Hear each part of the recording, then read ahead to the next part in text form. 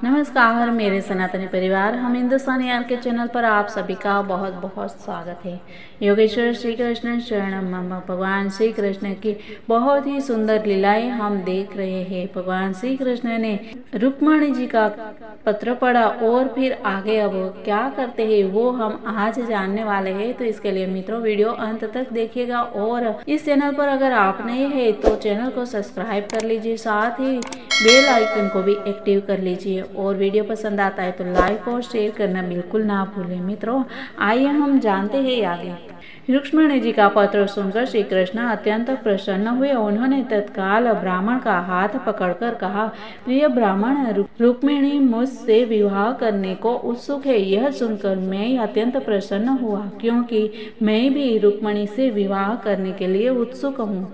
मेरा मन सदैव भीष्मक की पुत्री के विचारों में मग्न रहता है और कभी कभी उसके विषय में चिंतन करने के कारण मैं रात्रि में सो नहीं पाता हूँ। मैं समझ सकता हूँ कि मुझसे शत्रुता की भावना से रुक्मिणी के बड़े भाई ने उसका विवाह शिशुपाल से तय किया है। अतएव इन सभी राजाओं को समुचित शिक्षा देने का मेरा दृढ़ निश्चय भी है। जिस प्रकार साधारण काष्ठ से कुशलता पूर्वक अग्नि निकाली जाती है और उसका उपयोग किया जाता है, उसी प्रकार इन आसुरी राजाओं से निपटकर उनके मध्य से मैं अग्नि रूपी रुक्मिणी को निकाल लाऊंगा।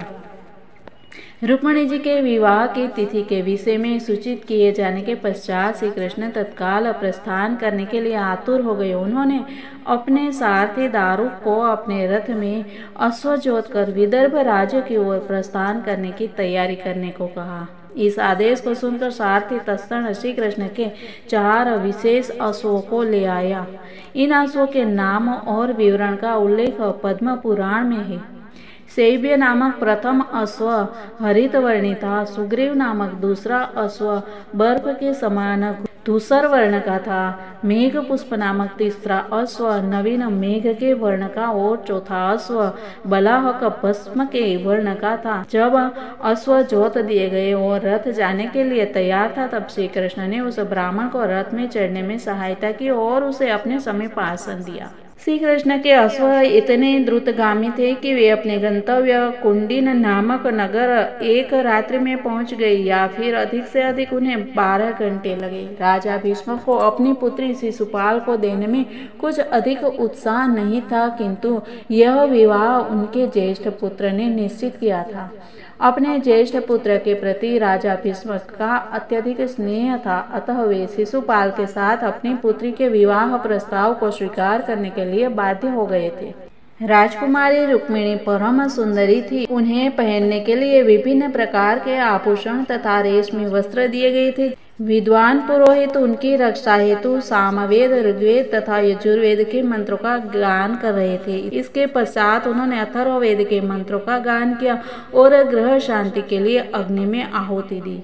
शिशुपाल का पिता दमघोष था, क्योंकि वह अनियमित नागरिकों को दमन करने में अत्यंत पटु था। दम का अर्थ है दमन और घोष का अर्थ है प्रसिद्ध, अतएव वह प्रजा का दमन करने के लिए प्रसिद्ध था। दमघोष ने विचार किया कि यदि श्री कृष्ण विवाह संस्कार में विघ्न डालने आया तो वह अपनी सैन्य शक्ति से श्री कृष्ण का अंत कर देगा। अतएव विभिन्न शुभ अनुष्ठानों के संपादन के पश्चात दमघोष ने मदस्रवी नामक अपनी सेना को एकत्र कर लिया। उसने स्वर्ण हारों से सज्जित अनेक गजों और उसी भांति सज्जित अनेक रथों व अश्वों को एकत्र कर लिया। जब राजा भीष्मक को ज्ञात हुआ कि दमघोष तथा उसके साथी आ रहे हैं, तो वे उनका स्वागत करने के लिए नगर से बाहर आ गए। नगर के द्वार के बाहर अनेक उद्यान थे, जहां अतिथियों का स्वागत करके उन्हें ठहराया गया।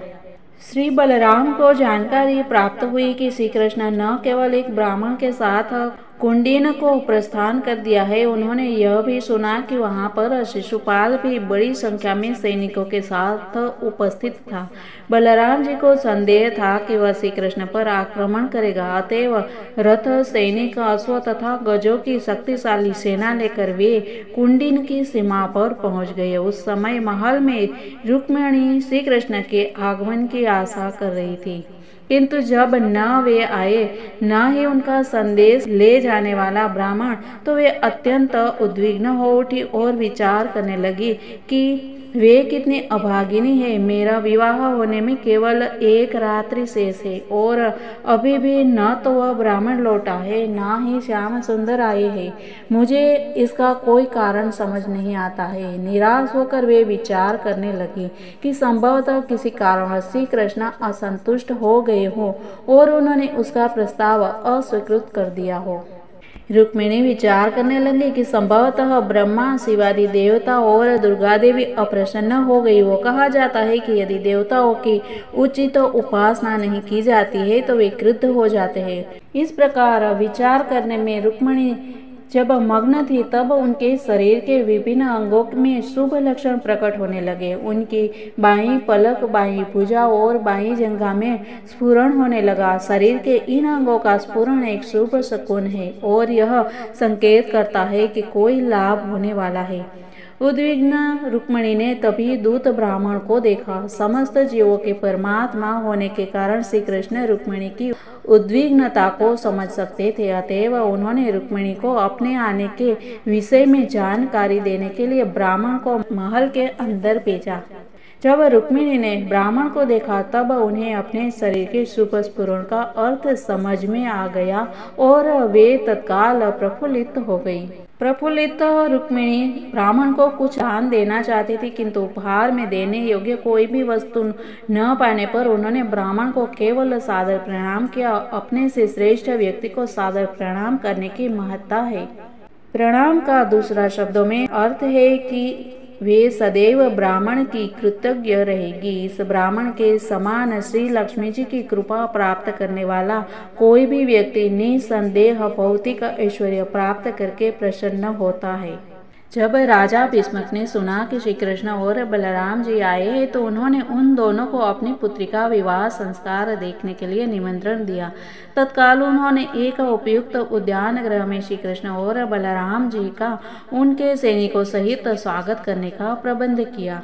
राजा ने श्री कृष्ण और बलराम जी को मधुपर्क तथा निर्मल वस्त्र अर्पित किए। उन्होंने न केवल श्री कृष्ण बलराम जी का तथा जरासंध के समान राजाओं का आतिथ्य सत्कार किया, अपितु अन्य अनेक राजाओं और राजकुमारों का भी अनेक उनके व्यक्तिगत पराक्रम, आयु तथा भौतिक संपत्ति के अनुरूप स्वागत किया। कौतूहल और उत्सुकता के कारण कुंडिन के जनता श्री कृष्ण और बलराम के समक्ष एकत्र होकर उनके सौंदर्यामृत का पान करने लगी। लोगों ने श्री कृष्ण तथा बलराम जी को अपना मुख अभिवादन किया। वे भगवान श्री कृष्ण को रुक्मिणी जी के योग्य वर मानकर अत्यंत हर्षित हुए और भगवान श्री कृष्ण की स्तुति करने लगे। प्रिय भगवान, यदि हमने कोई पुण्य कर्म किए हैं जिससे कि आप संतुष्ट हैं तो कृपया हम पर दया कीजिए और रुक्मिणी जी का पानी ग्रहण कीजिए। ऐसा प्रतीत होता है कि रुक्मिणी जी एक अत्यंत लोकप्रिय राजकुमारी थी, इसीलिए उनके प्रति तीव्र प्रेम के कारण सभी नागरिक उनके सौभाग्य के लिए स्तुति कर रहे थे। तभी सुंदर वस्त्र धारण करके अंगरक्षकों की सुरक्षा में रुक्मिणी जी बाहर आई। वे दुर्गा जी के मंदिर में जाने के लिए महल से निकली। वैदिक सभ्यता के प्रारंभ से ही मंदिरों में श्री मूर्ति की उपासना का प्रचलन रहा है। मंदिर की ओर जाती हुई रुक्मिणी अत्यंत मौन एवं गंभीर थी। उनकी माता तथा सखियां उनके समीप थी और एक ब्राह्मण की पत्नी मध्य में थी। उनके चारों ओर राजकीय अंगरक्षक थे।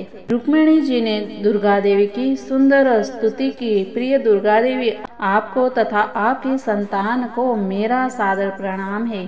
साधारण मनुष्य भौतिक संपत्ति, यश, लाभ और शक्ति आदि के लिए दुर्गा जी की स्तुति करते हैं, किंतु रुक्मिणी जी श्री कृष्ण को पति के रूप में प्राप्त करना चाहती थी। अतएव उन्होंने श्री मूर्ति से अपने पर प्रसन्न होने तथा आशीर्वाद देने की प्रार्थना की।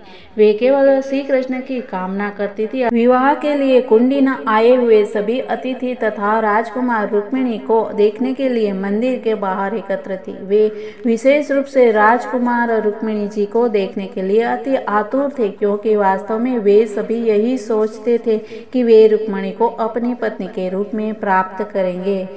वहां पर एकत्र सभी महान सूरवीर राजकुमार रुक्मिणी के सौंदर्य से इतने प्रभावित हो गए थे कि वे लगभग चेतनाहीन होकर अपने हाथी घोड़ों से गिर गए थे। लेकिन रुक्मिणी को उनमें से किसी में भी रुचि नहीं थी। अपने हृदय में वे केवल यही आशा कर रही थी कि श्री कृष्ण आकर उनका ले जाए। जब वे अपने बाएं हाथ की उंगली का आभूषण ठीक कर रही थी तो उनकी दृष्टि राजाओं पर पड़ी और अचानक उन्होंने देखा कि श्री कृष्ण भी उनमें उपस्थित थे। यद्यपि रुक्मिणी जी पहले कभी श्री कृष्ण के दर्शन नहीं किए थे, तथापि वे सदैव उनका चिंतन करती रहती थी। इस प्रकार उन राजाओं के मध्य श्री कृष्ण को पहचानने में रुक्मिणी को कोई कठिनाई नहीं हुई। दूसरे राजाओं से श्री कृष्ण का कोई प्रयोजन नहीं था, अतएव उन्होंने तत्काल रुक्मिणी को अपने रथ पर बैठा लिया। श्री कृष्ण का रथ गरुड़ के चित्र वाली ध्वजा से युक्त था। तदंतर वे निर्भय रूप से धीरे धीरे आगे बढ़ने लगी। जिस प्रकार सिंह सियारों के मध्य से हिरण को ले जाता है, उसी प्रकार श्री कृष्ण रुक्मिणी को ले गए। इसी बीच यदुवंश के सैनिकों को लेकर बलराम जी भी वहां उपस्थित हुए। श्री कृष्ण के द्वारा अनेक बार पराजित होने वाला जरासंध गर्जना करने लगा, ये क्या हो रहा है? श्री कृष्ण निर्विरोध हमसे रुक्मिणी को दूर ले जा रहा है। हमारे सूरवीर धर्मधर योद्धा होने का क्या लाभ है? प्रिय राजाओं, देखो, इस कार्य से हम अपनी कीर्ति खो रहे हैं। यह तो वैसा ही है जैसे सियार सिंह का अंश ले जाए। और इस प्रकार फिर आगे क्या होता है, ये मित्रों जानेंगे कल की बातों में। तब तक के लिए सबको जय हिंद, वंदे मातरम, भारत माता की जय, सनातन धर्म की जय।